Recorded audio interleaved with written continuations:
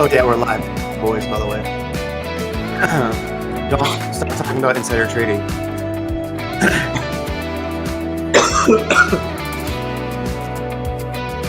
Where's everybody? Where's the comments? I scared them away.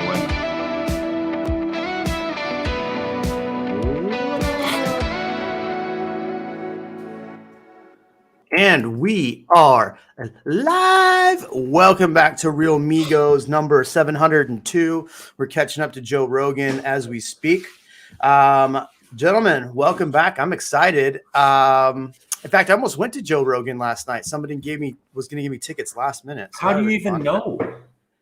How do I know? How do you even know that he's doing stuff? No, it was at Vulcan, I think, is where it was. Vulcan. I know, but they never announce it. I don't know. You Man, have to I don't know. Somebody that knows somebody. Yeah, I guess. So, all right, REALMigos, we're back. Ian is finally back from. Were you in the jungle? Where were you? I was ziplining through the jungle and then searching bat caves in crocodile-infested waters. It was pretty cool. The crocodile-infested waters at Costa Rica always crack me up, man. Not gonna lie. it's not. And then I saw a stingray that was taller than Kevin. Crazy. I saw one jump out of the water one time in Destin. Holy crap. Don't get canceled. I mean, all right. Yeah. So Ian's back. He was 2 weeks ago, was in Vegas, then went off to Costa Rica. He's back refreshed. Missed the mountain biking, man. I was mountain biking too. Welcome back. The sky is falling. The sky is falling. Dinosaur D, I want to call you out now on this channel. Katie Day told me that you're watching her channel now. Uh-oh. I tried to get Katie Day on tonight, by the way, and she said no. She's too good for the REALMigos now. She's got Dinosaur D as a fan, so she said no. Yikes, a B. Just kidding. Kevin, man, you got a lot going on. Welcome back. What's going on? Thanks, man. Just a lot of stuff going on. A lot of fun and interesting things, and going to Houston tomorrow for my arbitration hearing against Robinhood. Finally, nice. So I want to know more about that. Yeah, wish me luck. I don't know what you can tell about this arbitration, but I saw when you're on your Instagram story, I was like, "What the heck? This is the coolest thing I've ever heard." You didn't know that? I don't know who knew or didn't know that beforehand, but no, I got and Nails no concerts. That's funny. Yeah. No, after everything happened last January, I filed a FINRA arbitration complaint against them, and I've just been waiting for my trial date, which is tomorrow. And what was the basis of the complaint? The basis of the complaint was that they knowingly restricted trade, and that plan to do so, and the way that it was done was done in a way that they knew was going to affect the market, and knew that it was going to affect the people who have accounts there. I mean, I probably, if I were to guess, and I'm saying this because I had some really nice trades. I think the average account on Robinhood is like just a few $1,000s or something, like less than 20, right? But it got to the point where it was a lot. Like I was freaking out an amount of money. Like if the pace would have continued that day, I would have turned 40,000 into about $1 million at the end of that day. Wow. Yeah. At the pace at which it was going, who knows what would have happened. I mean, long story longer, they restricted trade on those stocks 5 minutes before the market opened. Yeah, that's crazy. So, yeah, say cheese. You're all going to Instagram. Queso blanco. The good part is I feel like I have a good case. The bad part is that a federal judge already dismissed the class action suit on the same thing. So, FINRA's different though. It doesn't take precedent. It doesn't use precedent, and it's not. While you can have lawyers involved, I'm representing my own ass. I'll tell you how that goes. And then we're in front of a panel of 3 licensed arbitrators. They're not mediators, they're arbitrators. But they're not judges. They're not. Ian, turn off your mic. They're just people in the financial community. You were getting echo. I was No, Ian was echoing, I think. No, but I was echoing through him. Yeah. Echo. So, well, I mean, dude, that's crazy. Like, I couldn't imagine if you would have cashed in at $1 million or sold at $1 million, but or close to that. But the whole thing, if you follow a lot of those people lost a lot of money, and guess who won? The institution. Just interesting because I watched The Big Short twice in the last week, just because I put it on and then I'm working, not paying attention to it. It's a great movie, man. Great movie. Yeah. You guys also didn't have it. I'm just going to show you because you didn't notice, but I cut off my mullet. Oh my gosh! Where did it go? Why? Explain yourself, sir. It was looking terrible, so I needed. Can't be Lord Kevin Knight. It's still here. It's just down to day one again. I had to start over again. I had to get ready for your first edition, Kevin Knight. Got it. It's been 2 years, right? So it's a long time. So it's time to clean it up. Oh my gosh! Esteban in the comments is really upset. I just want you. Oh my gosh, we just lost like 70 subscribers because of this news. Yeah. I feel like I should have put it up in ESPN or something like that, like na. Oh wait, now I just got restricted because of that. ESPN? It's World Star. World Star. It was anticlimactic if you're just wondering. Like it was just there and it was gone. And So all right. So some interesting news came out today. I posted on my channel on the community page. If you're watching the community page, about the market in general in the Austin area. I put out a video on Tuesday and I lightly called out the channel that shall not be named on this channel. But Dinosaur D was quite nice enough to put this in there. So if you haven't watched that video, I felt I made some good points why, it's one thing to listen to one side that's just looking at data points, but it's also really good to hear about what's going on the ground. So today in this, I hope we can sit down and talk about what's going on in the market in Austin, look at some of the data, the numbers behind it. I have that all pulled up. Don't worry, guys and ladies. Sorry, Kevin. But we will we'll go through that. And oh, by the way, it's back to Bourbon Nights, sponsored by Yeti. No, unofficially. We're drinking Weller Reserve tonight, so that's what's happening there. Let me say real quick what happened. I'll let you guys converse so I can pull up the stats. But the stats came out. If you look at the December numbers for Austin was 555 median, and then this month came in 550. What are your thoughts overall on this news? Kevin. I mean, to go that from 555, you say December was 555? Yep. Yeah, that's right. To 550. I mean, negligible. I don't see it. That's not even a recordable margin of error relative to that price. Mm-hmm. So that's my thought on it. I don't see anything. I mean, I'm not surprised that actually I did look at the zip code map because there's an interactive zip code map one of the title companies does. It is wild. Like how different some of those zip codes are. Like some zip codes are up like 30 to 50% from last year, January to this year, January. And then some are like down 25%.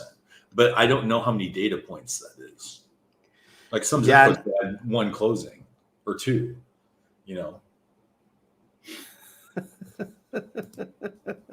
Sorry, man, that's a good one. I was literally going to say the mullet raises the level of the conversation in the channel because Katie doesn't have a mullet and she talks about nails on her channel. So, man, we've been downgraded to a Houston channel. I mean, technically, it's still here. It's just not,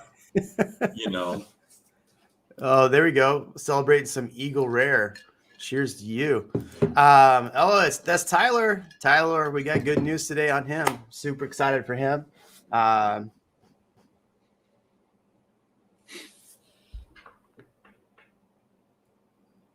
Jeremy, you're muted.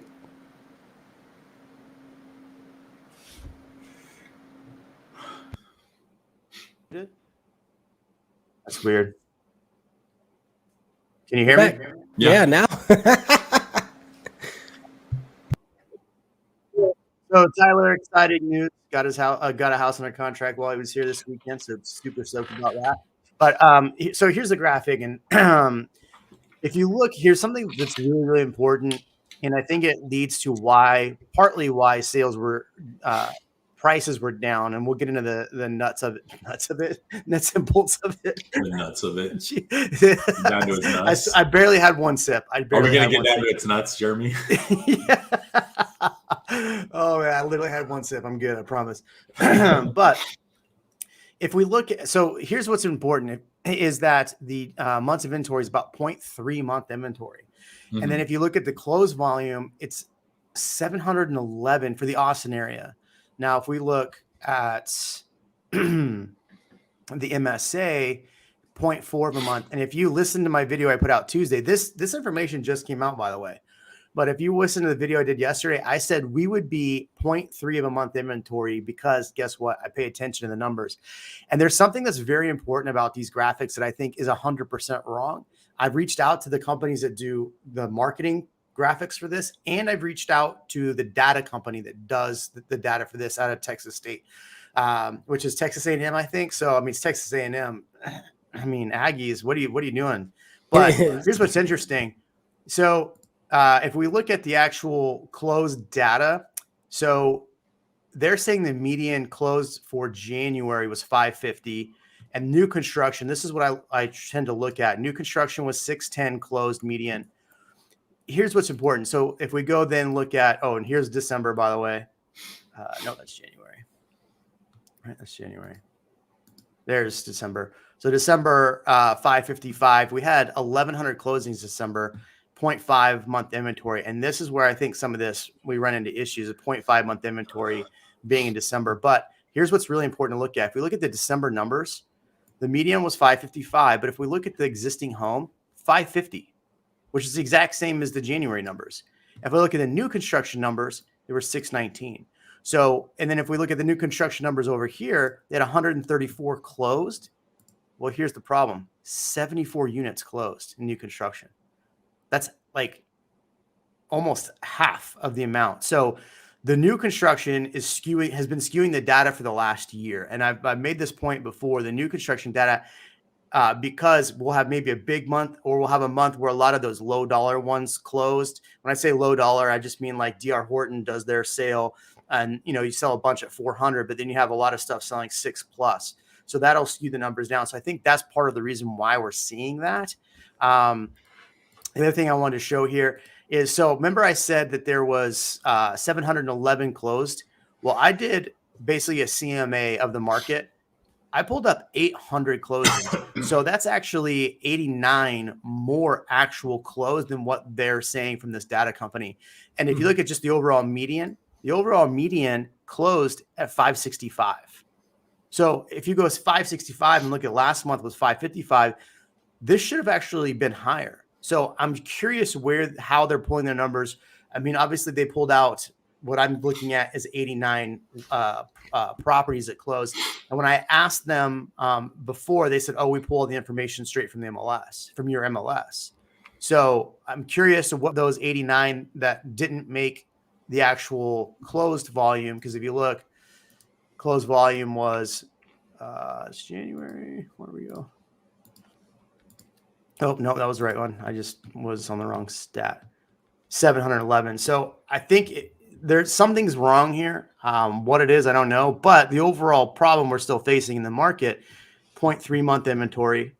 We're down in new listings 18%. I just had 2 listings hit the market. Both went well over list price, and we priced them pretty aggressive in the beginning. And I have one about to hit the market this week. If you want to look at that one. Boom. Look at this guy. Oh, it's not even going to do it. I got to go back. Sorry. Anyway, so back to the fun stuff. Anyway, what are your thoughts on kind of the market being skewed by this stuff? I think one of the things that we haven't really accounted for or haven't seen as a correlation is what happened when Zillow offers have all started to dry up. Right? Like those are all starting to get bought up. Same with Opendoor offers starting to get bought up versus them sitting on the market. Because like I said, there were some that were sitting on the market for 40, 60 days. and those are starting to close out. And so you have a lot less of those sorts of things that we know in a lot of cases were overpriced and are no longer part of the January numbers. So I think that's one attribute, one variable in there. The second is when they're like the dates they're pulling the numbers. I know it should be calendar date, first of the month, end of month, but we don't know if Texas A&M and because I pulled and the data that you pulled, if it's all exactly in sync. I mean, you would hope so. I would hope so, but I pulled literally January 1 to January 31, and I pulled that data specifically. I even broke it down because I tried to look at the numbers between what new construction was selling for and resale was selling for, because we saw that chart that showed the difference. And what was interesting, and I can pull it up if you want, but the resale was identical. No, I'm sorry. The new construction price was identical, but the resale was off considerably. So I don't know if does that include ALN info? No, ALN is its own thing. Got it. So if anybody doesn't know what ALN is, I'm part of ALN. It's the Austin Luxury Network. So it's all kind of off-market properties is where Elon Musk finds his house. Or you, we can find you off-market. If you're an executive looking for a $7 million house, that's where you go. So we'll do that too. Anyway, Kevin, what are your thoughts on all of this debacle? Oh, nothing. Just me looking at statistics, thinking about the statistics. I don't know. $5,000 is 0.9% difference in price. So I think more important than the $5,000 was the increase in months of inventory. Decrease in months of inventory. Fractional increase. But it also it was a decrease. We had a decrease in months of inventory. It was 0.5 in December, 0.3 in January. Change in months of inventory. But there were 10% fewer listings, right? 18%. 5% fewer closed. I'm looking at the MSA. Which one are you? Here you go. Okay, 18%. So it's 18 to 10%. So we're still at a net negative 8% from new listings to closed listings. And that doesn't look at the pending sales, I guess. The pending was new listings 784, pending 960. So specifically on the in and out, we're at a negative 20%. Right? Yeah. And if that compounds. Also, what's interesting is seeing the number of days on market drop. Again, it's a small amount, but it's always good to pay attention to that. Yeah, I mean, here's the MSA. So the MSA December to January was pretty much unchanged. It was 476,700 for December. So it was barely down, but still it was a change. You'd expect it to increase with the amount of. Here's what I'm concerned about, and I'm concerned about the data not being correct to begin with. That's one thing I'm very concerned about. But the second thing I'm concerned about is the fact that where you would expect if inventory is going down, prices would increase. And so to see it come down, to me, makes me look at the data even closer. And the fact that I found discrepancies in the data means that there should be somebody verifying the data that's coming out. And I don't think there is. It's just like, here it is. Here's the numbers. So I mean, the arguable, I don't think the data is accurate either, Jeremy. But when it's always inaccurate, but weighted over time, it'll still show like the same trend. So if there's never been a change in the way that they reported it, okay. But I agree that they need to report it in a way that's more relevant right now. Well, so here's the MSA. If you look at the yellow, is it still up there? I can't tell if I'm up there or not. Yeah. Okay. So the yellow is 2021. I deleted on that. I was trying to change this thing and I deleted the Austin numbers, but the end of the year for December was at 370. And then January was down from 2020 to 2021. It's not a so that was the same thing from the Austin market. And even if we look at the December number, so you're going to have the data guy go, "Oh, this means it's crashing. It came down. It's coming down." Well, even if we look at 2019 to 2020, December going into January was a pretty big drop. So that all to say, what are you seeing in the actual market right now? Like, what are your boots on the ground showing you? What are your clients running into? Because that's also what's really important as well. And I put up a poll on my channel. I'll let you talk about this, but I put up a poll, people that are putting off buying, why they're putting off buying. I'll show it in a second. But what do you think? I forgot what my question is. Just start talking. I think you were saying, what are people seeing in the market? Like when we're what are you seeing in the market? Yeah. So I've had, even though I was on vacation, obviously I'm still working, and I am. I had one couple lose something like 5 offers, but the price point is relevant. Okay, good. The price point, right? Like this is sub 400. I have another person that put in 2 offers, and houses were gone. 2 of the houses were gone next day. Already just accepted. So it's still challenging for people. Again, these are price point contingent. I know what I was going to tell you. So I'm with Ian.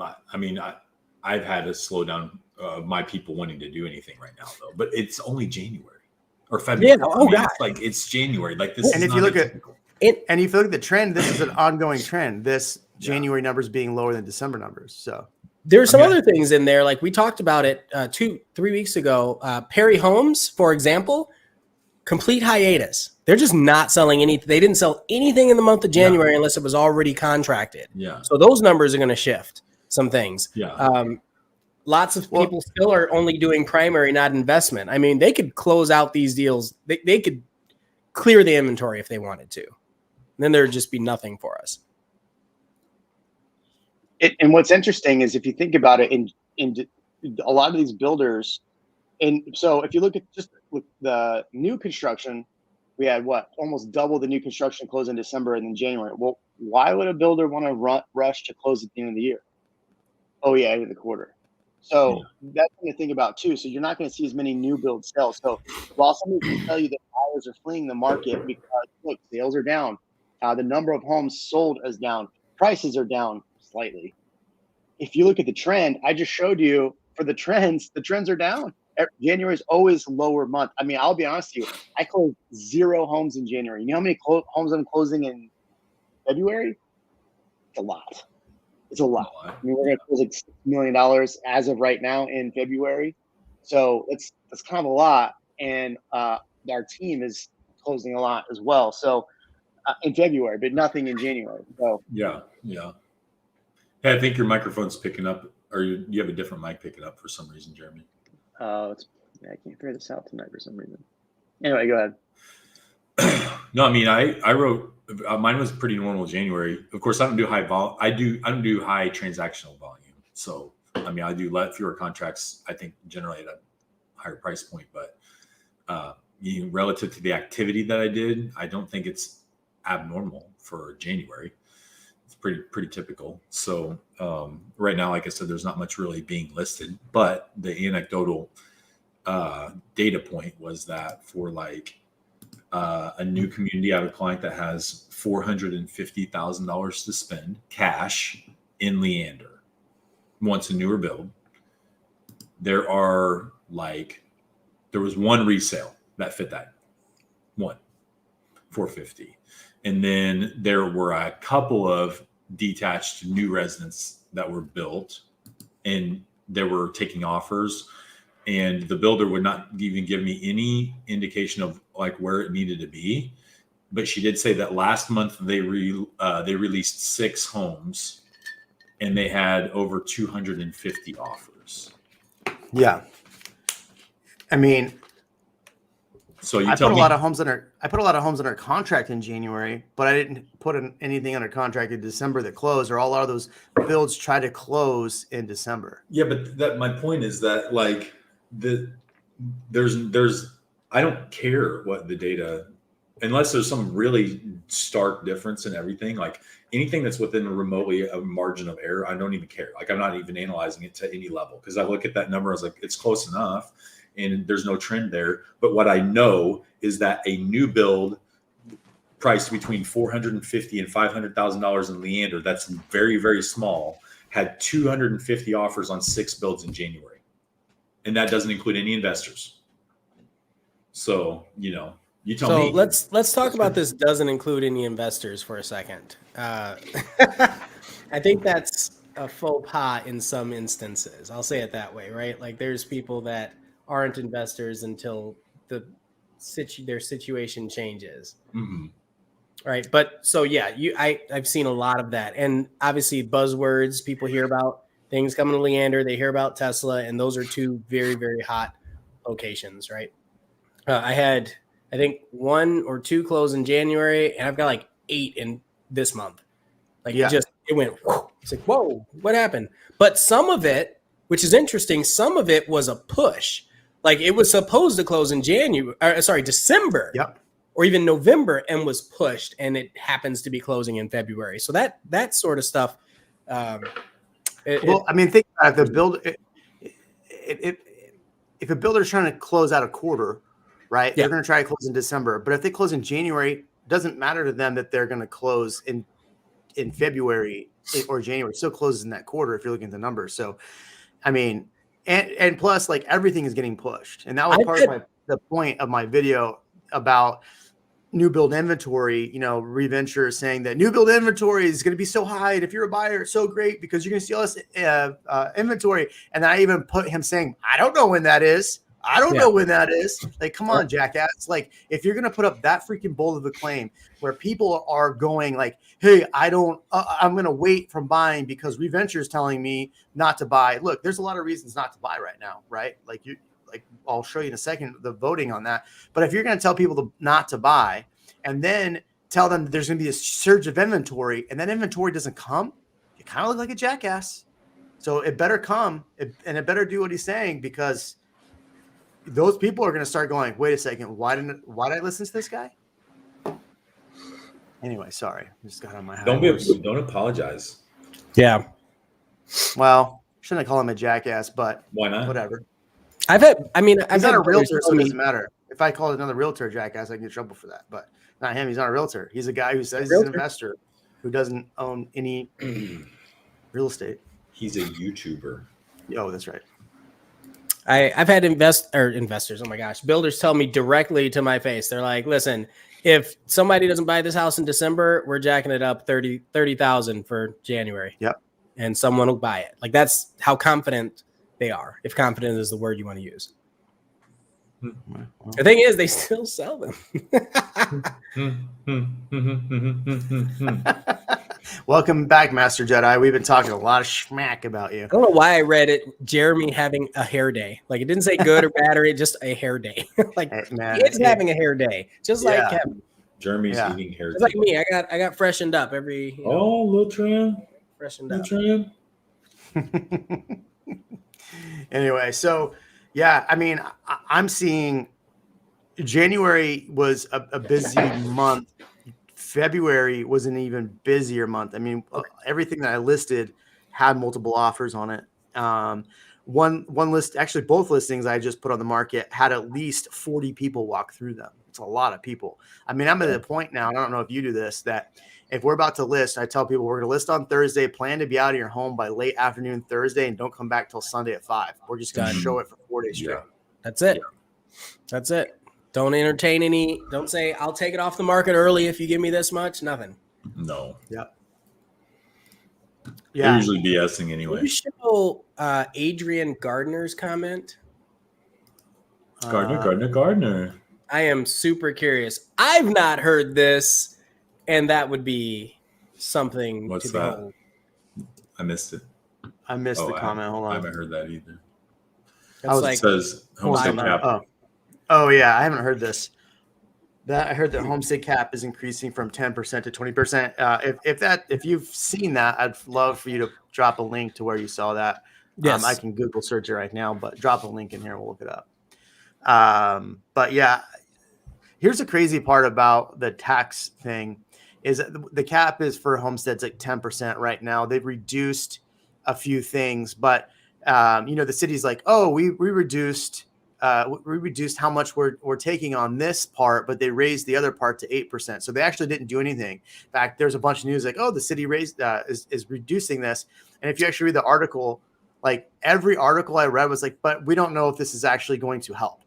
Like the problem is this year you're gonna appraise homes even higher than they were appraised last year. So just because you dropped it a fraction of a percent still means that your taxes are going to go up. I mean, I'd love for my taxes to go down. I think I pay way too much as it is. Anyway, Ian, you had something to say. That was really smart. Usually. I like what John said, actually. The whole lives in an apartment in Dallas disregard. Yeah, I've showed that twice now, 3 times. I had a client talk to me. He was like, man, we were looking at these houses. We were ready to put in an offer. And, my friend, he goes, you probably shouldn't do that.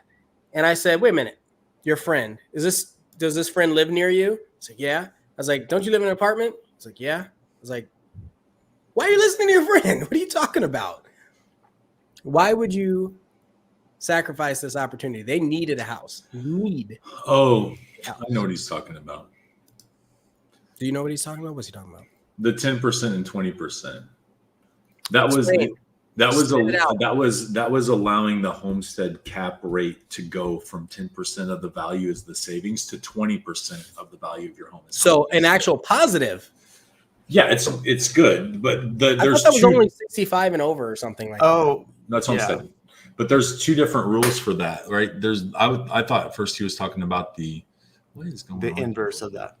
Yeah, like where if you don't have homestead, then they can raise your property taxes by an infinite. It's like if you did that, your increase of value is capped at 10% additional. But they're still raising it. No, that's different. Right? No. But your taxes will still go up, is what I meant.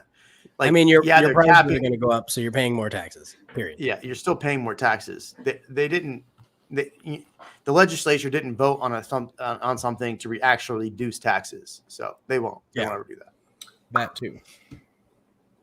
So I put up this poll on my YouTube channel, super scientific.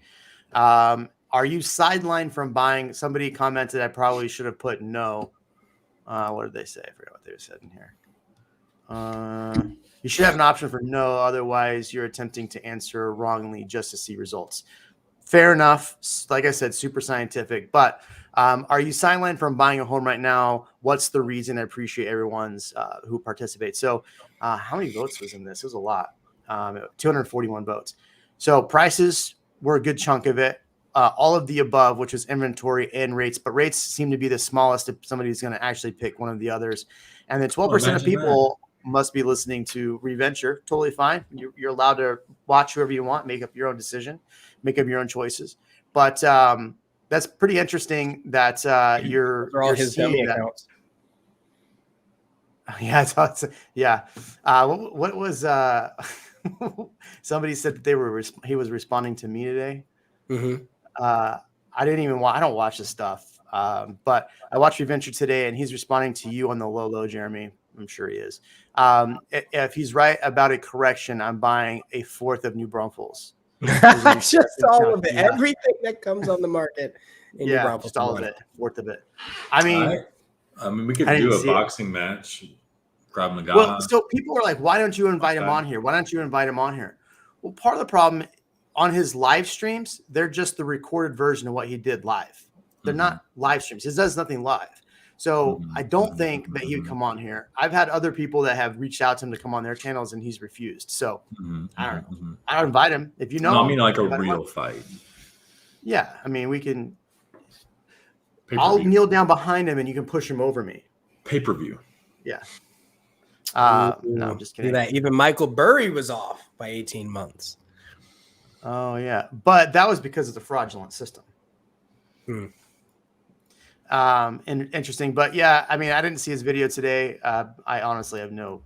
I mean, but he's saying buyers are leaving the market. But if you're basing that, I'd have to say he's probably basing that on the number of sales volume going down. But you got to look at the inventory. You got to look at the reason why. You got to look at the trends that the prices every year in January are lower than they were in December. I mean, if you're not paying attention to those things and just saying something out of your ass, like, okay, sure, make your video, but I guess I didn't watch this video, so I don't know. Sorry. We're not giving financial advice. We are not. We are not Waiting to be a guest speaker on the show to discuss my unique insight on being a Bay Area to Austin to rally transplant. But Jeremy is a prude on this show, professionals only and crooked mayors. I don't know how crooked that mayor was, but fair enough. Awesome. He was a pretty nice guy. And he was really straightforward about the things that he did and did not like. Yeah, this is funny. I think Reventure knows he's just full of it, but that's his bread and butter. And that's exactly it. Is his bread and butter is one thing. If he comes on and somebody picks apart his arguments, then he's gonna probably potentially lose some subscribers. He might gain some if he actually has somebody debate his ideas. I'm sure I've poked holes. There's other people that have done videos and poked holes into his data points. Just some people want to listen to a specific thing and they want to hear what they want to hear, and that's totally fine. It's up to you if you want to listen to that. So, any more thoughts on the market for January and what's going on? Yeah, if you're going to buy a house, just go ahead and buy a house. Wasn't the Fed meeting tomorrow? When was the Fed meeting? The next one. I should have had Sarah on. I was gonna have her on, but I was like, no women on today's show, men only. Yeah! Right. No, she's like 8 months pregnant. I don't want to bother her. No, that was today. It was today. Oh, was it? Okay. What happened? I don't know, man. I just pulled it up. Come on, dude. Sure. You're supposed to be on top of everything.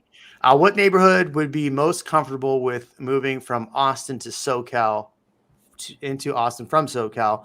I can't choose what area part of Austin. Well, what areas are you looking at so far? And like, what's like your top 5?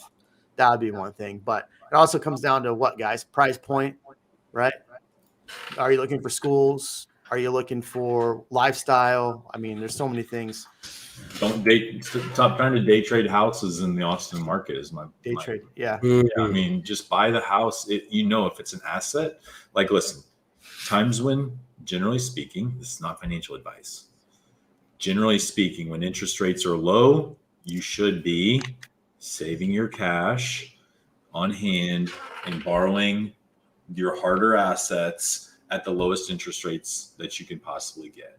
So theoretically, now is the best time for you to buy a house if you feel like the interest rates are going up, because it's a hard asset you're keeping. Say for cars right now. I know the cars are kind of expensive, but other type of assets, it's a good time when interest rates are lower.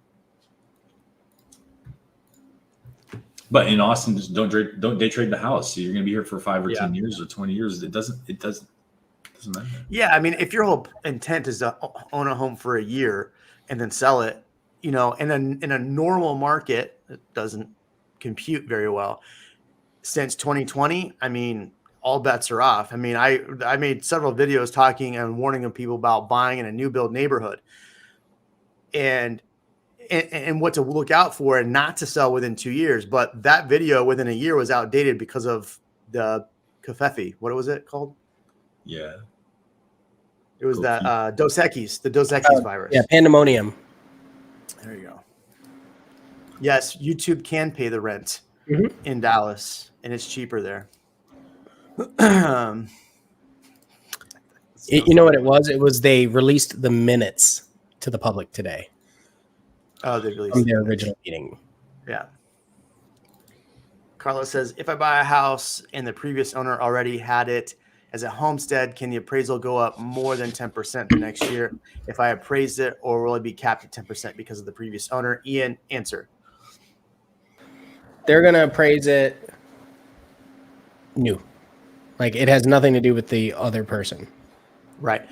So the new law that just passed, I don't even know if it's a law, but what just passed was that you can homestead now in the year you purchase. So if you buy a home in 2022, you can actually homestead it this year. You don't have to wait till January to homestead it. So that's where people were getting in a lot of trouble, is that a home would sell, tax district would see it, would sell, and go, oh, okay, let's raise the heck out of this. And so I made the example of a neighbor in my neighborhood. As I was telling people and warning people about taxes, This guy in my neighborhood's like, oh, you're just a realtor. You can afford it. Your commissions will pay for it. His went up $5,000 in 1 year. Mine went up $1,200. So, well, and the other part of that is when you're buying a new construction, you're paying tax on the unimproved property, right? Or like for a little new property. But he's saying if I buy a home that from a previous owner who already homesteaded it, so you'll still need a home.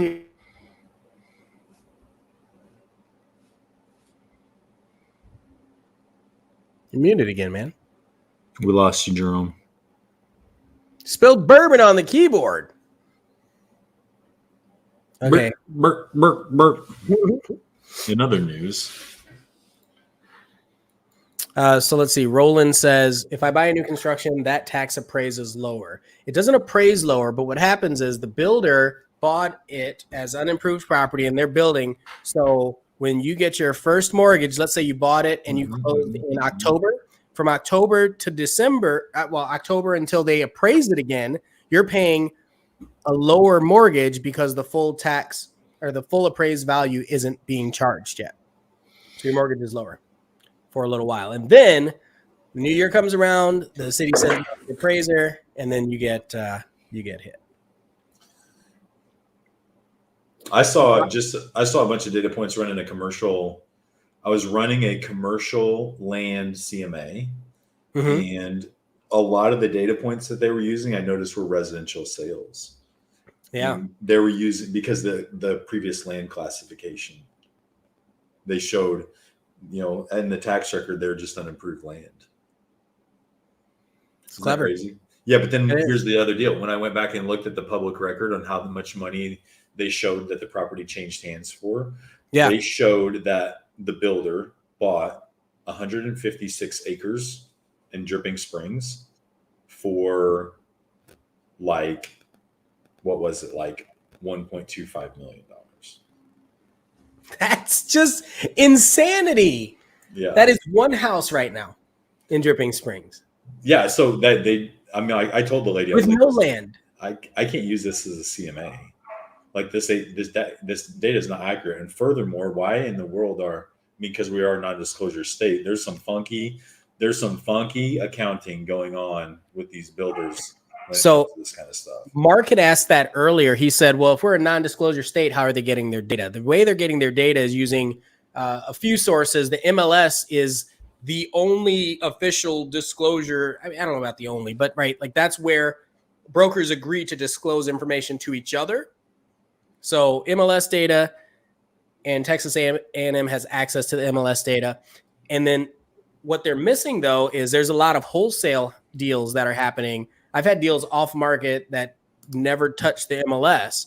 And so those things aren't even accounted for in here. That doesn't, like, inventory portions of that aren't accounted for. The actual transactional sales price isn't accounted for.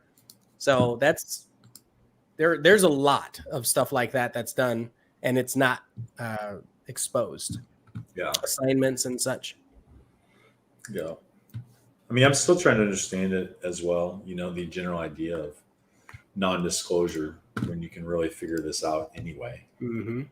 Like what's keeping, if you go to Redfin and you sign up for an account, then you have access to this data.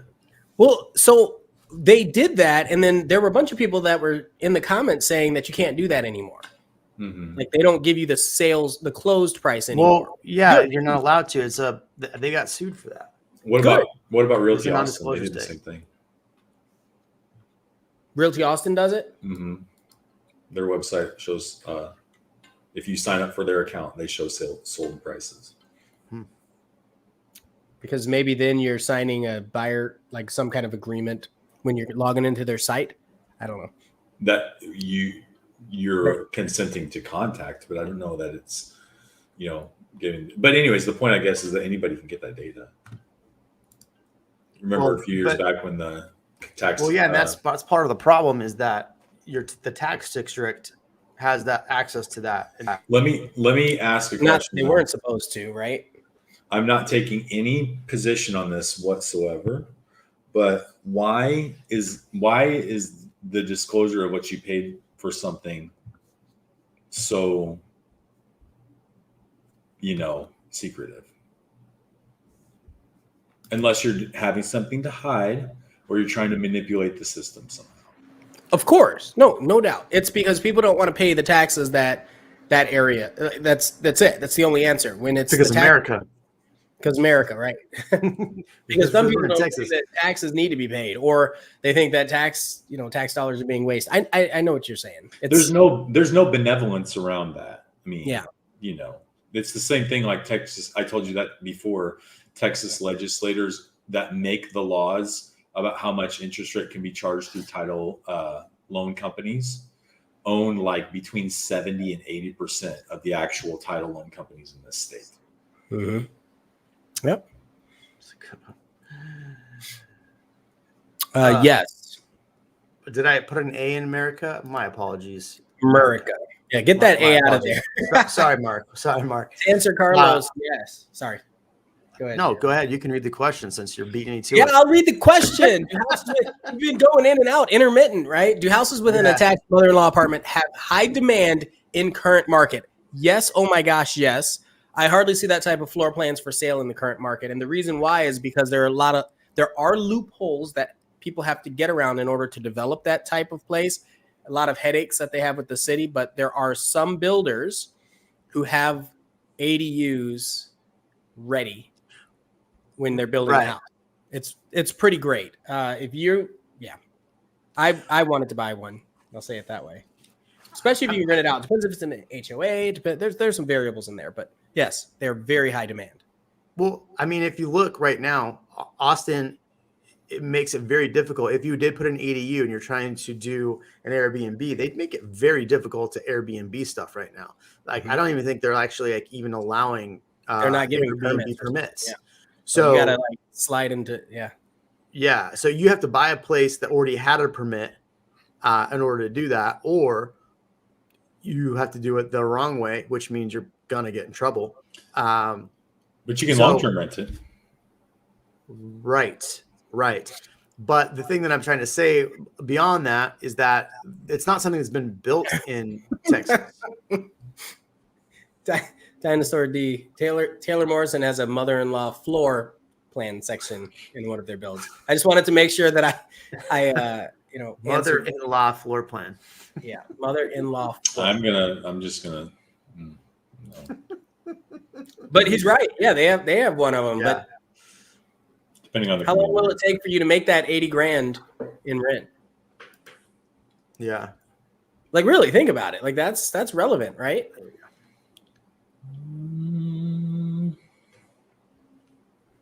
I mean, I don't disagree with you.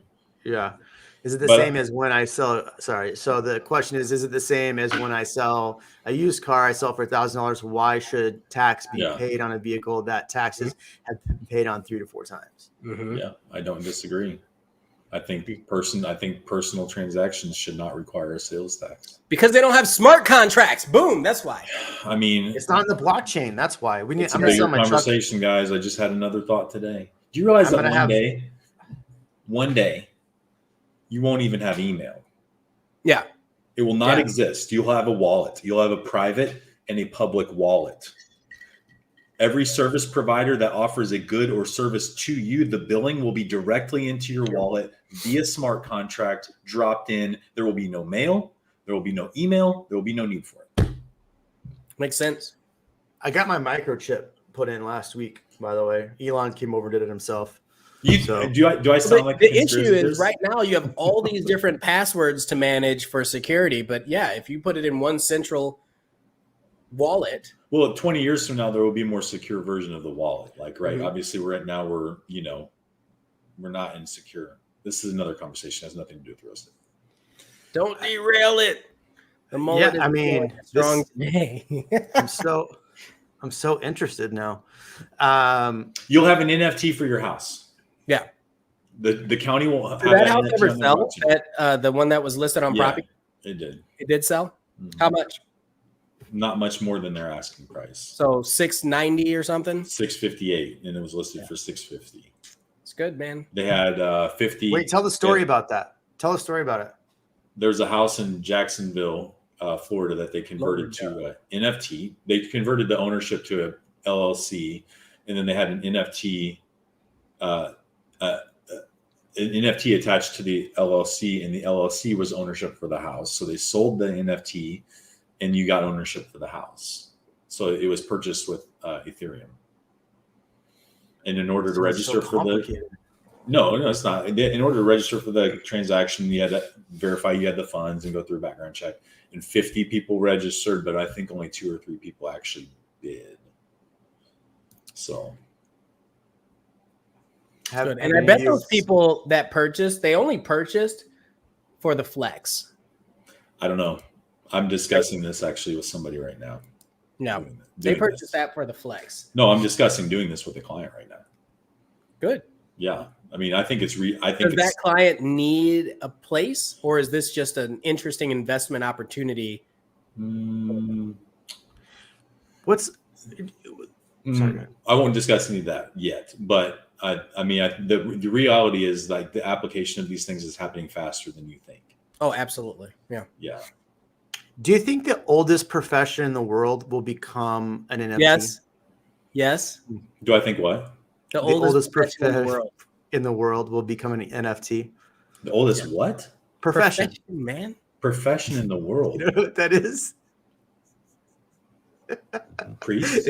Can anybody help Kevin out with the oldest profession in the world? What's the word that they all accountant or whatever they use? Is that the word?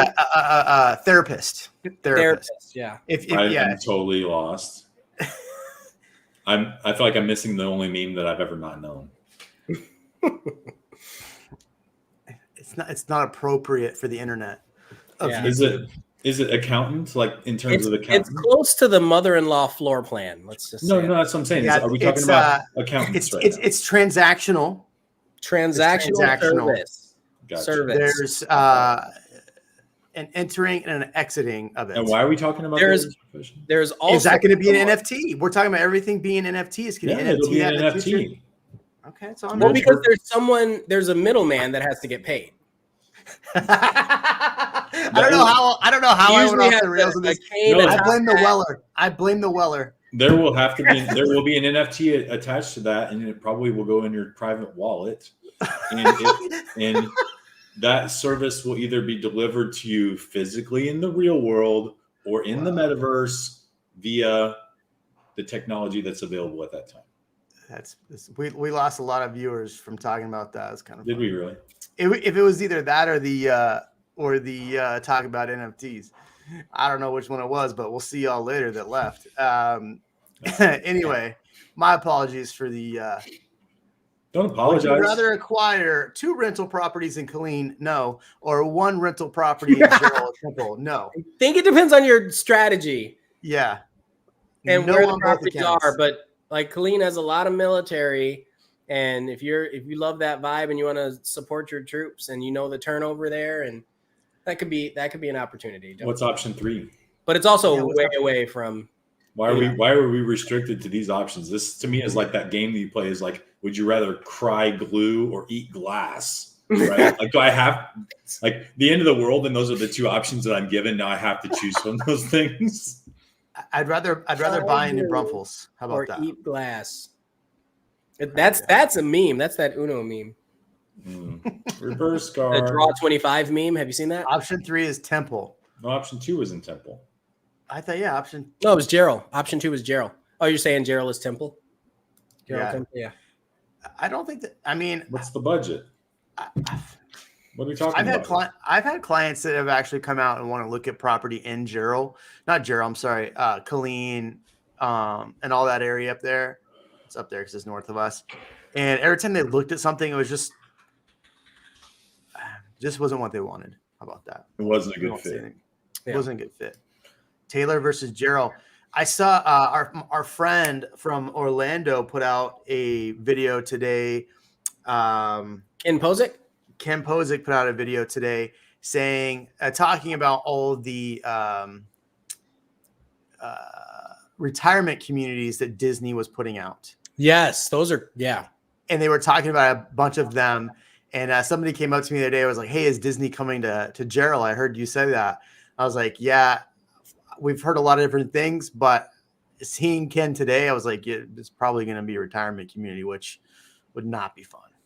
I mean, unless you're going to have water slides for 55 plus people, then that would be pretty cool. But Bro, no. Well, can you buy a Disney home with an NFT is the question. You can. You should. Should be able to. You should.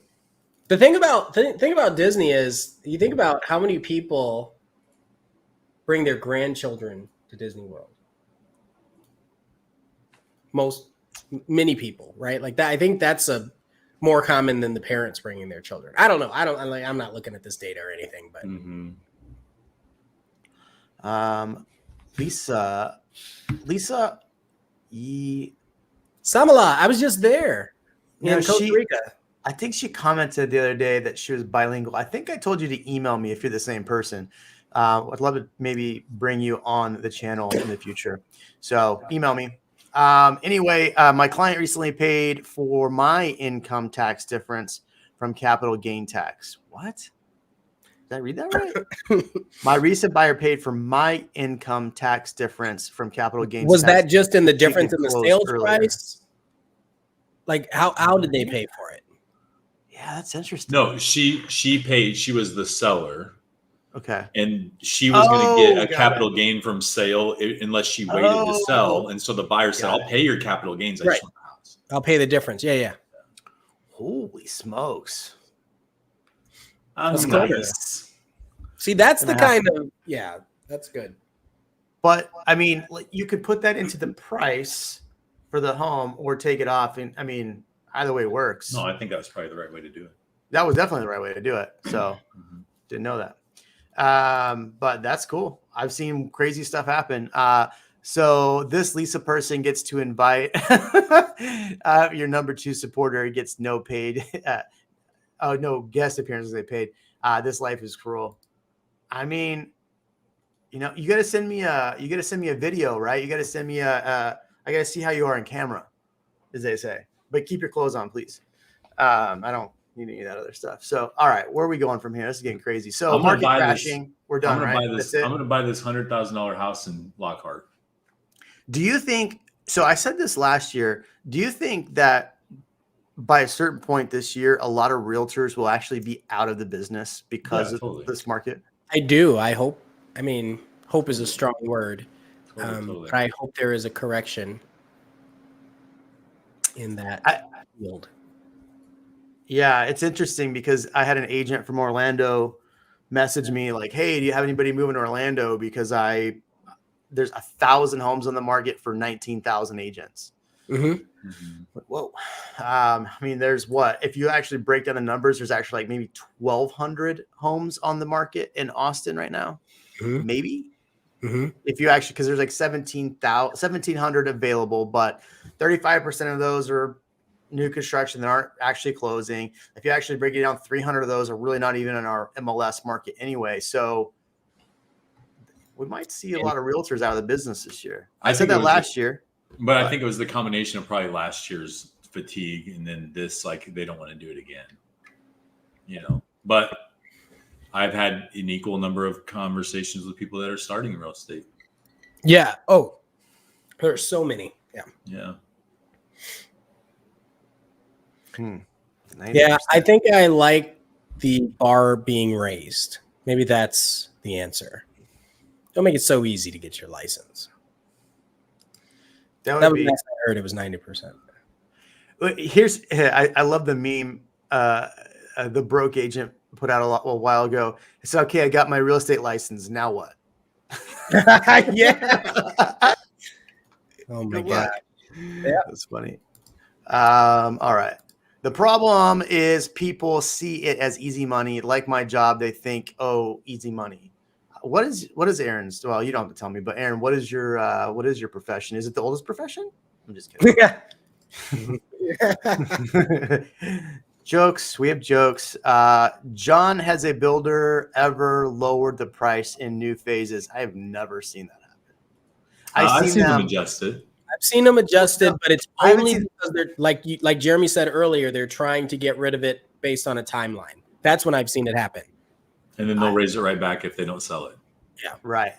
I've seen them you go back offer 3 years, it happened incentives. all the time. Yeah, I've seen them offer incentives, but they're not necessarily going to close that home lower than a home they just closed because that's going to hurt their appraisals moving forward. Mm-hmm. So they typically won't do that, but they'll offer you a ton of incentives. Like, hey, we'll give you 12 grand for using the lender, and we'll add in, you want a cool chandelier? We'll throw in a cool chandelier. I've never seen that, but I'm just I like cool chandeliers. I'd much rather be a YouTuber than a realtor, man. Sometimes I would rather be. Kevin would rather be an NFT guy, selling NFTs. I hear Austin did $6 billion in revenue of 550 agents in 2021. What did the night group do? We closed 86 properties. So good chunk of that. Realty Austin. Remove underwear. Ian, what's going on here? It was a response to Mark. Dude, He's no, collect man. We got to keep underwear. our I don't clothes know on. any realtors that collect This isn't- underwear, but listen, This many isn't the realtors- after 9 o'clock. After 9 o'clock is the after hours. We could start talking about underwear dropping then. So How many realtors are on TikTok half naked? Go. 90%. That's I don't what I'm saying. Like, okay, Not my TikTok. it works. It works. Yeah, not mine either. Maybe like, maybe you all's about algorithm. I'm over here talking about houses. Mine is nothing but Bible studies and cars. Just kidding. I'm just joking. Man. It's a joke. It's Jokes. You're right. It's a joke. Have you ever seen that show, Dave? I love that show. REALMigos After Dark. More bourbon. Not on YouTube. No. We stream that on Discord. Discord. Yeah, it's OnlyFans. Do we stream through OnlyFans or Fansly? Is that what it was? Fansly.com. Fansly, yeah. Mirador. I don't have my thoughts on Mirador. Is I'm excited for it. I don't know pricing on it. I don't know property taxes. I like the location of it. I like what they're gonna do. 2,500 homes. We need it. But I mean, what are your thoughts on? I think it's great. I just want more info. Yeah, I mean, I like the more these places we get, the better. And it's hard to say until they're here and we can actually sell stuff there.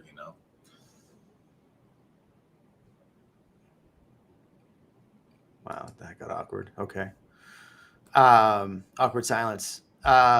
Is the rental price for homes still going up? I do not see that in my neighborhood for the past 6 months. I gotta be honest. I don't pay too much attention to the rental market. I only look at specific places when we're looking to rent something out. But have you guys seen that or paid attention to it? I mean, apartment rates are up quite a bit. Single family rates are not growing super fast. So some neighborhoods, the price from last year, there's always a lag. So like from last year, the price is going up like 30% or 40%. If you're going to buy one of those houses now, which is up probably another 20%, then you're comparing like lease rates from like a long time ago. So they're not even close. Another thing about the rents is some neighborhoods get kind of flooded when they allow investors. And so you'll actually see the amount of rental prices decrease because the supply is high. And other neighborhoods where, again, there was a situation change and there's only one house for rent in that neighborhood, they can usually, kind of write their own check and increase or inflate the rental price.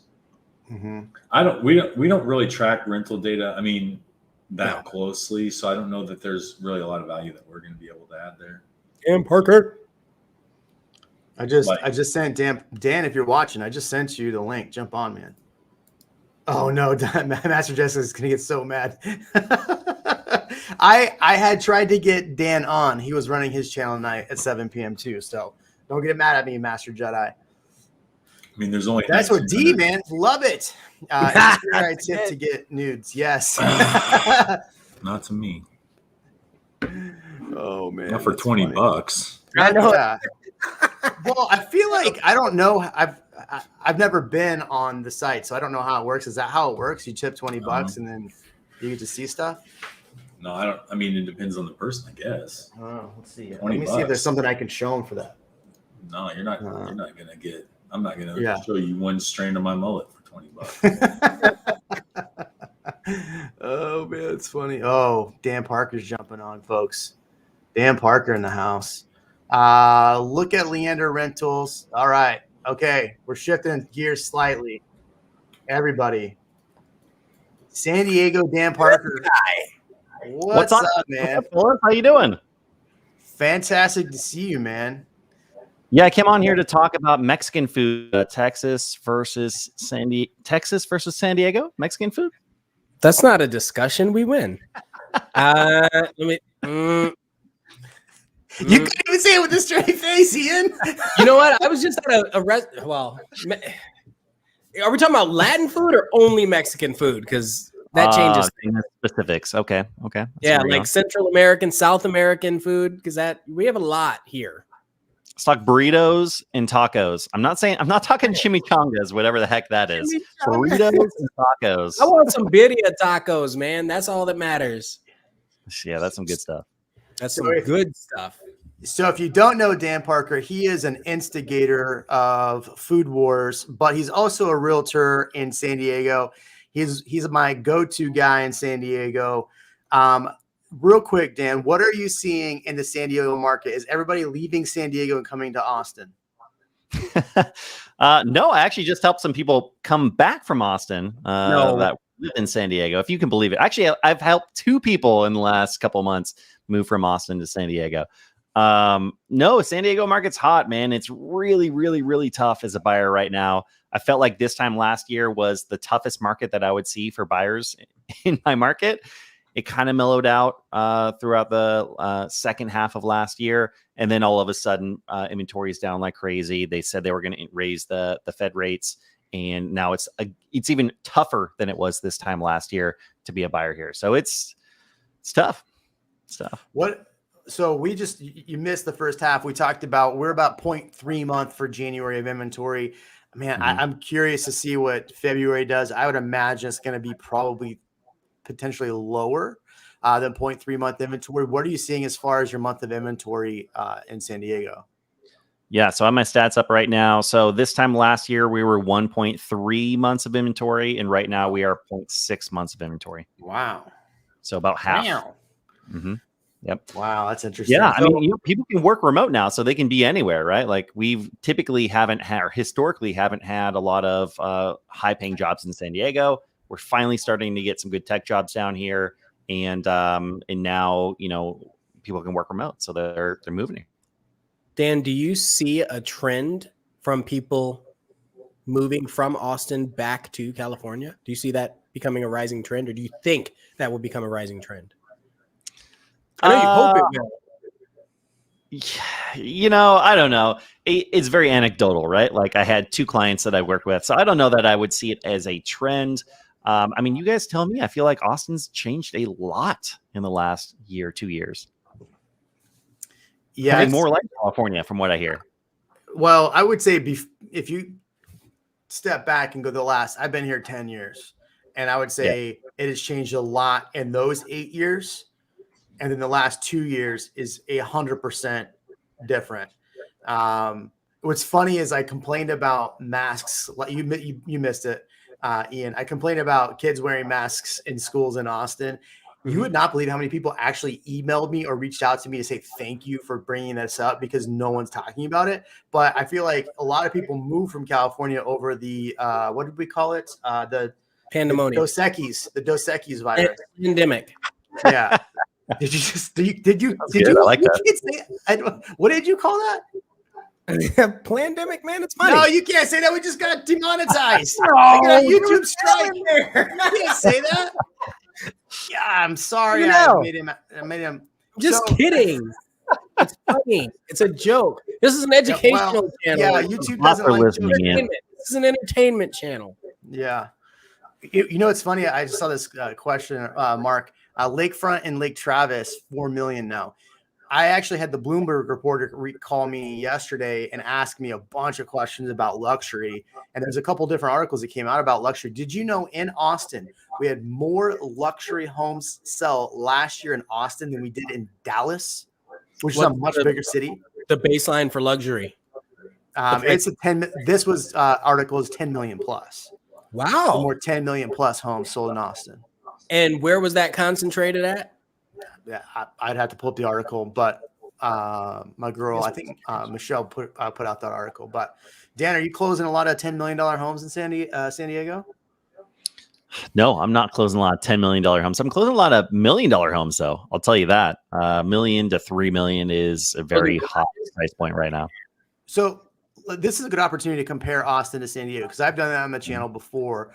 Austin definitely is better than San Diego. We can say that without a doubt. But price-wise, what's the median price in San Diego right now?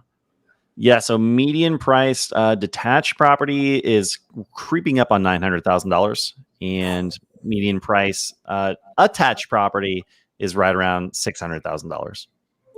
Yeah. Okay, here's the next question. How long do you think before Austin's median price hits 900,000? What is that right now? What do you say? It's 555. 550 is the median. Yeah. And like 2 years ago, what was it? 340 or something? Yeah, I can pull this out. But here's the craziest part about it is that I had a client that was out this last week looking for homes up to 900, and everything between 7 and 9, even 6 to 9, was like either under contract, multiple offers. It was crazy. We finally found one that just kind of slipped through the cracks, and we put it under contract. But I'm telling you, 700 to 1.3 million is tough in Austin. Just even that price point. Yeah. Are you seeing a lot of multiple offers on like let's say somebody's like, my budget's 1.3 in Carlsbad, right? Because you're in North County, right? Mm-hmm. Okay. So Carlsbad, 1.3 million, whatever that gets you. Are you still seeing a lot of multiple offers there in that market? Yeah. If a $1.3 million property is priced right, if us as real estate agents are like, yeah, that's priced right, it's going to go for 1.4 to 1.5. I mean, it's just, it's tough. The last offer I got bid out on, we went 250,000 over asking, and we got bid out by an offer that was 350,000 over asking with no contingencies. I mean, just crazy. That is crazy. Wow. Kevin, are you going to be buying a $1.3 million house with no contingencies in Austin? He's gone. He's just here for his mullet, and he chopped that off. I do like the backdrop, though. That thing is sick. I couldn't unmute. No, I'm not. He likes golf balls. He's a big golf ball guy. I'm on the inside. I'm on the inside of the Epcot Center, and I am also 43 feet tall. Yeah, he's a big fan of Ken's channel. He loves Ken Pozek. Sure, very nice. I like it. So, good segue question, or just circling back. Ken Alvarado said, meaning a lot of Californians would be heading back once the mask situation goes away. Do you think that? I mean, you can answer this question however you want, but do you think a lot of people moved out of California for, restrictions and things? Do you think those people will be moving back too? It's being where you are. I mean, I think that the headlines for people leaving California were blown out of proportion. There was, what was it? 2 years ago was the first year that our population declined, is kind of what the headlines were. The reality is it was not by very much.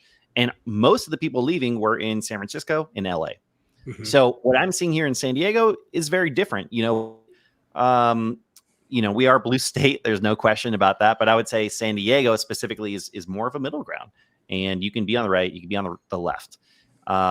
So no, I mean, as far as my experience, I haven't seen a lot of people leaving because of that. I know some people have, and some people are. I'm not going to say it doesn't happen. I think most people that left San Diego left for financial reasons. They want to own a home.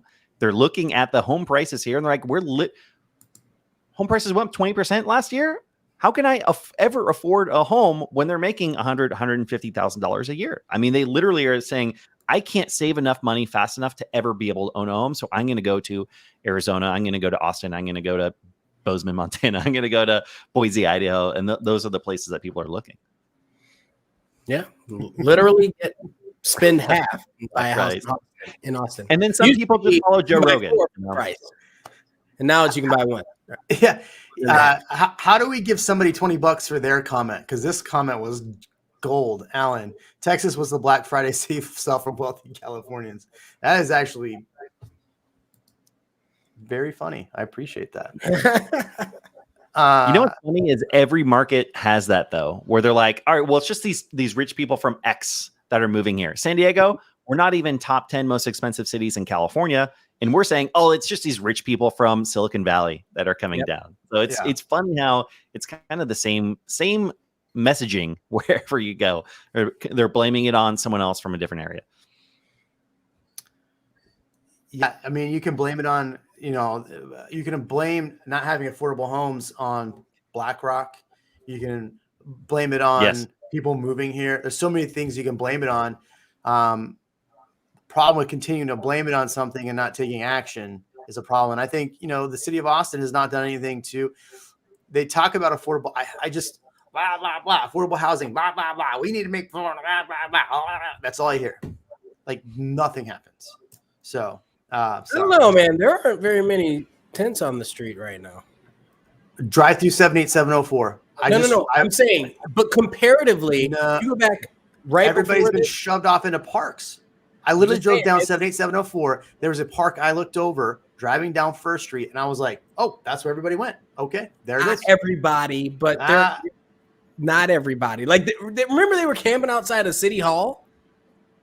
That was I took a client who bought almost $2 million house to Perry's Steakhouse, which I think it was Perry's. It's right across the street. Right is. And he was like, "What is going on?" You had Anyway, so we don't have to keep going down that one, but. My point is, it's not like that anymore. It's not as bad. No, I will agree, but those people did get. So do you feel that Austin is getting so expensive that the rate of people coming here slows down? Great question. What about the tech workers coming here for cheap houses that are not cheap anymore and home taxes? Since Dan is the purveyor of all knowledge of Austin, what do you think, Dan? Thank you for saying that, because that's exactly what I was thinking coming into this last minute. The rate of people slows down. I don't know. I probably have the same sense of Austin that you guys have of California, that I feel like I'm hearing that people are getting fed up of what's going on in Austin and they're leaving Austin. And so I mean, I don't know. That's the perception that I get from over here in California. I would say if you're renting in Austin and you can't afford, you're moving and getting a rental downtown Dallas. Everybody just got that joke. Sorry, Dan. We'll talk about it later.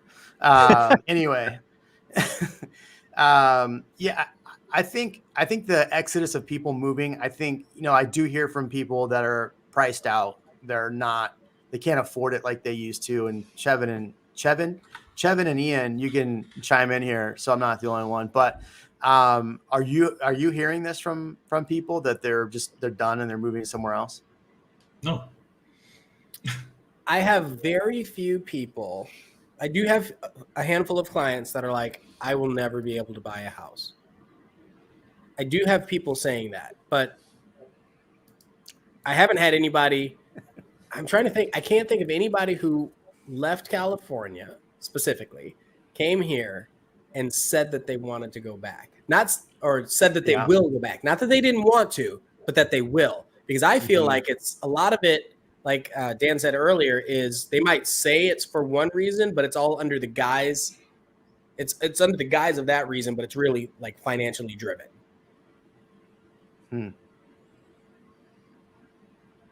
Yeah, I mean, I would say that's what I hear. I mean, the comments section of my video, when I put out a video about regrets or pricing, that's what I hear from a lot of people in the comment section. So, Dan, anybody's got a good question for Dan? I want to hear some good questions. Let's talk about Mexican food. Isn't that what we're supposed to be talking about? That's why. Come on and talk about Mexican food. Here's the craziest part. Here's the crazy part about that. We go back to San Diego just to go eat food and then get the hell out of there. I'm actually Like, going it in is- 2 weeks. I'm going in 2 weeks. Yeah. Hit me up. Okay. All right. I'm not messing. Ponce's and I think it's at Kensington. Kensington. Kensington. Yeah. Mhm. Ponce's. Ian. Oh, I love that place. What's Hit it up called? Dan Parker.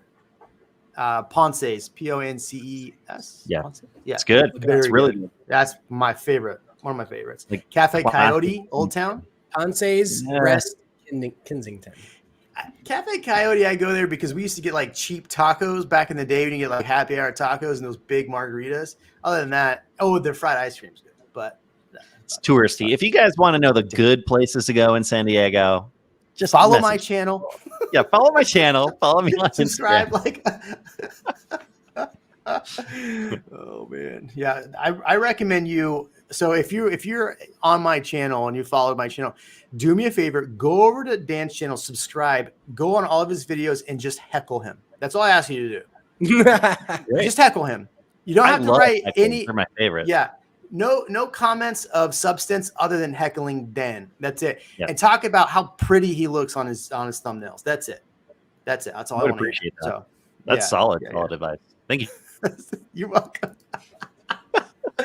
Oh man. I think we're off the rails now. Is it almost 9:00? We got the after it's hour all right. show coming up. Yeah. Everybody, 8:20. it turns into OnlyFans or Fansly, whatever we're calling it now. So. Fansly. Dan, how many all cash foreign buy? Great question, Joe. That's a good question. Are you seeing in the market? 12.37%. No, I'm Mhm. just not. Yeah, that's just a random number I just pulled off the top of my head.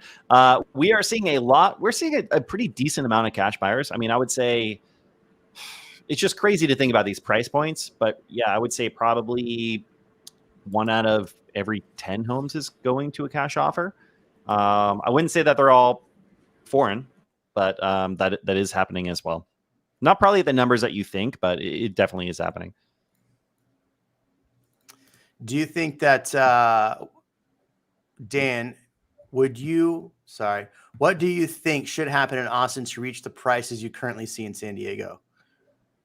What do you think should happen? Like if you want the Mhm. prices to go up that much? Yeah. With the homeowner wanting for free Elon's got to put it. Elon's going to put in the Rocket in East Austin. He's got to do some Yes. fun stuff like that. Obviously, you need to open a couple Ponces. That would help. That would help drive Mhm. prices up. Mhm. No, You need some you know, I don't You know. need some more beachfront. Good weather is really what brings people here, I think. What can you buy in? That's a good question. So median price in Austin is $550 for a single family, like 18 to 2,000 square feet, detached. Well, I think that's everything. That's everything total. So what can you buy for $550 in San Diego? So move-in ready single family home, nice neighborhood is out. You cannot find it for that price. Even townhome is out for that price for a nice or even a decent neighborhood. You're really looking at a condo you could probably get it in a pretty decent area, maybe not one of the walkable communities that are the most highly desired, but yeah, you're looking at a condo would be your foot in the door in San Diego. Foot Wow. in the door. Foot in the Mhm. door. Like 1 bedroom, 500 square feet, or On what area? I think you could definitely get, or maybe even 3 bedroom, as long as you're willing to go to different places. it's not too bad. What are That's the great. so that condo? What would be the condo association fees? That's the question. So that's another thing that you would definitely have to consider as well. Hmm. Mhm. And that's probably one of those complexes that are like you walk in and it just feels like a big complex, not like one of the smaller ones. You feel like you're a little bit more detached. Mm-hmm. Am I allowed to read this, or do I have to wait for the host? Yeah. Dan, was San Diego always expensive? I can answer this question. I bought a home in San Diego for $350 in 2009, and it was a 2,400 square foot 2-story down in Otay Ranch, right next to that big mall down there. Dan, I was your neighbor from the south.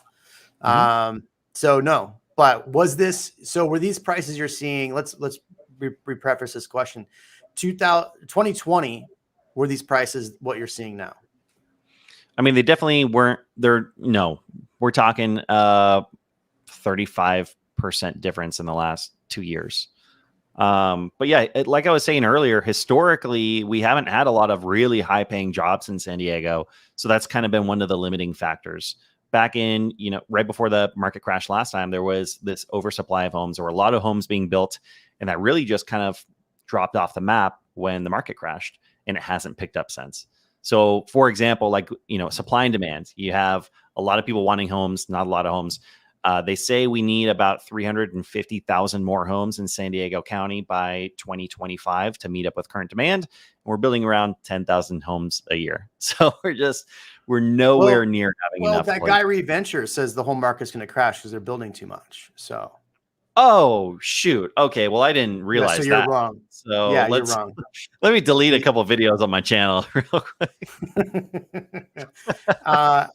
So as far as San Diego getting more tech jobs, Cell Tech's moving to Georgetown, which is not San Diego. So we're gonna have to put in a call to Ponce's and have them actually bring something out here, because that is the most disappointing thing about Austin, in my opinion. I can hook you up with some people at Ponce's for sure.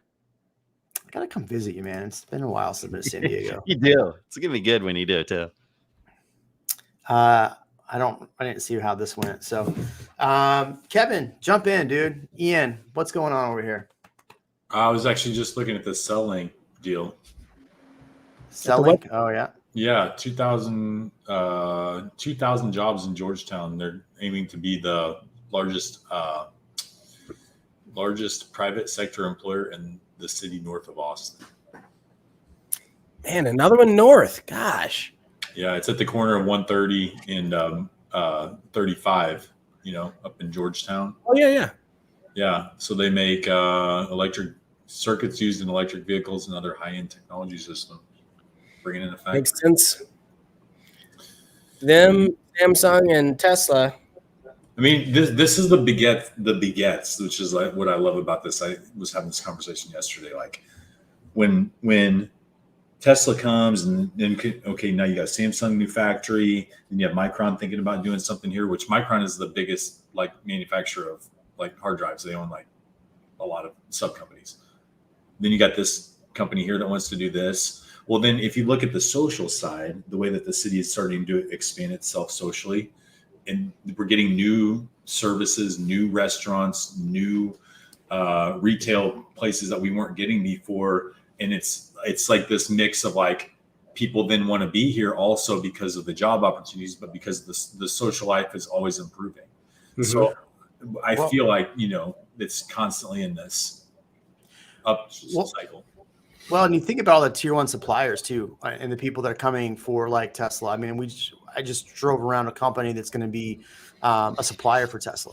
I mean, they're bringing jobs. So when you see 2,000 jobs coming, what other jobs are coming with that? And how many of those jobs are going to end up not even moving here at all? How much of them are just going to be, you know what, screw it, pay me $200,000 to live in San Diego. I'll work for your company, but I'm not coming in the office. So how many of those actually happen in Austin too? I mean, I'll be honest, if I could not pay income tax by saying I live in Texas, which don't do this, and live in San Diego, I probably would. Actually, I lied. I wouldn't do that. I'm totally going to steal that clip and put it all over. No, damn it. That's going to be in the next video.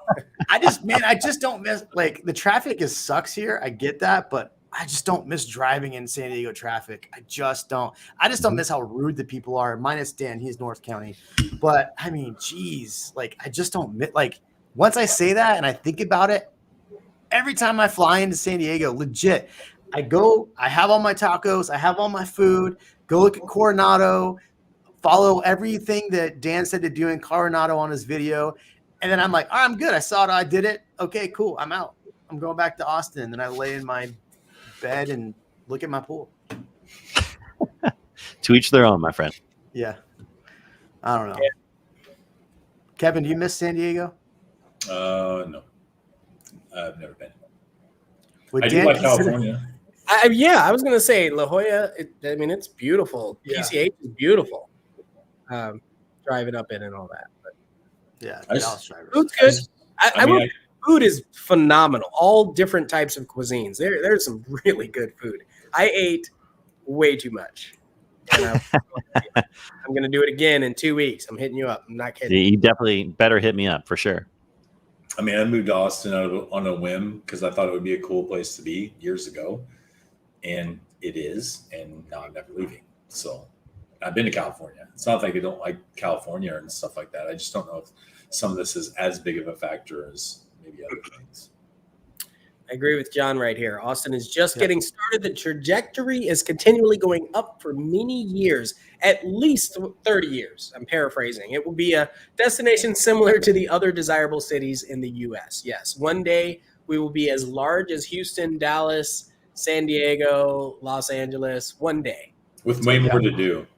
And we're not anywhere close. We have so much land to build, so many jobs still to come. What's the population in Austin? What is it? 2 point something. Yeah, 2.3 million, something like Wow. that. Okay. But I was just at like because we have too many Californians moving here. No, I'm just kidding. I don't know. Dan's considering moving now. You're selling him.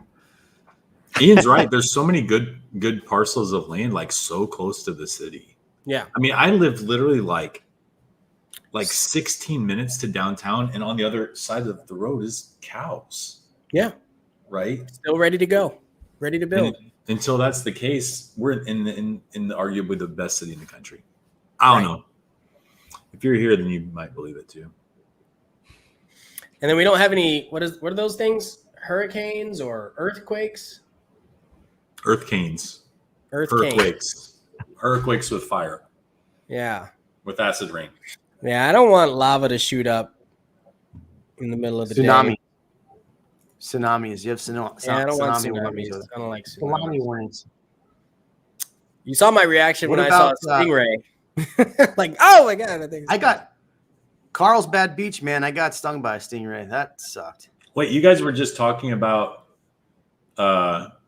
Tex-Mex food earlier? Yeah. We're getting fajita Pete's, Tex-Mex fajitas. No, we were talking about Mexican food, which is what's good. Tex-Mex is something weird that you guys have with chimichangas and all that stuff. Be nice to Dan. I'm nothing but nice to Dan, except when I'm not nice to Dan. That's kind of our thing is we're not nice to each other, and that's how you know that we like each other. We're good friends. Yeah. When I brought it's up funny another thing about like Go ahead. Central American food, like I went to a restaurant on 6th Street that was from Paraguay. And I was like, "Where's that?" Like I had no clue where that was. It's next to Uruguay. Say it again. Yeah, right. That's what right. I was like, I was just right by there. Delicious, phenomenal food. Not Mexican food, not Tex-Mex, but we have Ethiopian food. We have so much variety here. It's not saturated by just Mexican food. In Austin. In Austin, right? Oh. By the way, I looked it up. 2.176 million in the metro, only less than a million in Austin. 956,000 in Austin. So that's actually pretty close to San Diego. We're like 1.5 in the city of San Diego and 3.3 in San Diego County, which, as I found out, is more populous than like 22 states. The whole state of Montana has about 1 million residents, which is just crazy. Wow. And you're not even the biggest city in California.